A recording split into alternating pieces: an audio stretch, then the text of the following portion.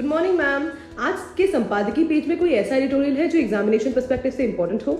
हाँ, एक आर्टिकल आया है ऊर्जा की जरूरतों का हरित विकल्प। इसे बहुत ही शॉर्ट में समझ लेंगे। ये जो आर्टिकल है ये ग्रीन हाइड्रोजन को भारत की ऊर्जा और पर्यावरण नीति के व्यवहारिक लेकिन चुनौतीपूर्ण संक्रमण के रूप में रखता है। इसमें ये बताया गया है कि भारत की ऊर्जा खपत अभी भी बड़े पैमाने पर कोयला, तेल और गैस पर निर्भर है। तो सरकार का ये लक्ष्य है कि हर वर्ष 50 लाख टन हरित हाइड्रोजन के जरिए ऊर्जा उत्पादन के क्षेत्र में एक बड़ी उपलब्धि हासिल करना। वहीं हाइड्रोजन ऊर्जा की आपूर्ति के आंकड़े वर्तमान में सीमित, क्योंकि दुनिया में करीबन 96% हाइड्रोजन हाइड्रोकार्बन से पैदा होती है और तकरीबन 4% बिजली के इलेक्ट्रोलिसिस द्वारा तैयार की जाती है। और उत्तर प्रदेश जैसे कई बड़े राज्य हैं जहां पर स्वच्छ, किफायती और टिकाऊ ऊर्जा के लिए बड़े सोलर पार्क, हरित हाइड्रोजन, विकेंद्रीकृत ऊर्जा और माइक्रो ग्रिड के जरिए ऊर्जा जरूरतों को पूरा करने पर खास जोर दे रही है। राज्य सरकार ने 2047 तक इस लक्ष्य को पूरा करने के लिए विशेषज्ञों के साथ मिलकर आगे की कार्य योजना भी तैयार की है।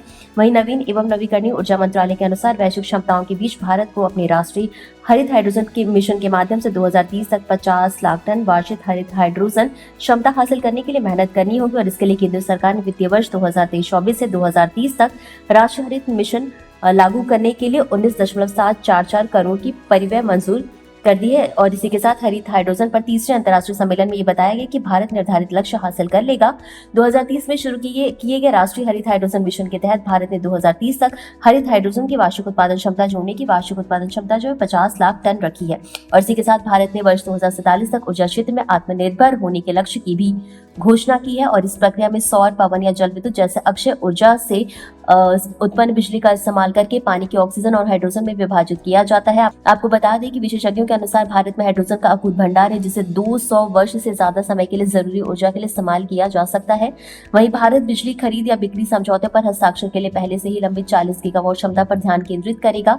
वर्तमान में कार्यान्वयन के विभिन्न चरणों में 160 गीगावाट की नवीकरणीय ऊर्जा परियोजनाएं प्रक्रियाधीन है। भारत को वर्ष 2030 तक 500 गीगावाट ऊर्जा क्षमता का लक्ष्य हासिल करने के लिए हर साल कम से कम 50 गीगावाट नवीकरणीय ऊर्जा क्षमता जोड़नी होगी।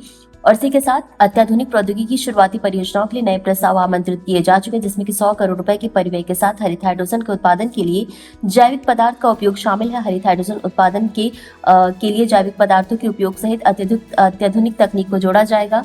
और इसी के साथ इसका परिव्यय 19,744 करोड़ रुपए है। साथ ही इसका लक्ष्य 125 गीगावाट नवीकरणीय ऊर्जा क्षमता, 8 लाख करोड़ रुपए से अधिक का निवेश और 6 लाख से अधिक हरित योजनाएं उत्पन्न करना है। कुल मिलाकर ये जो आर्टिकल है ग्रीन हाइड्रोजन को भारत के लिए एक रणनीतिक अवसर मानता है। और इसी के साथ जो टॉपिक है ये आपका जीएस पेपर 3 ऊर्जा सुरक्षा पर्यावरण से संबंधित है, जीएस पेपर 2 सरकारी नीतियों से संबंधित और एसए टॉपिक से भी संबंधित है। तो आज के लिए बस इतना ही। धन्यवाद।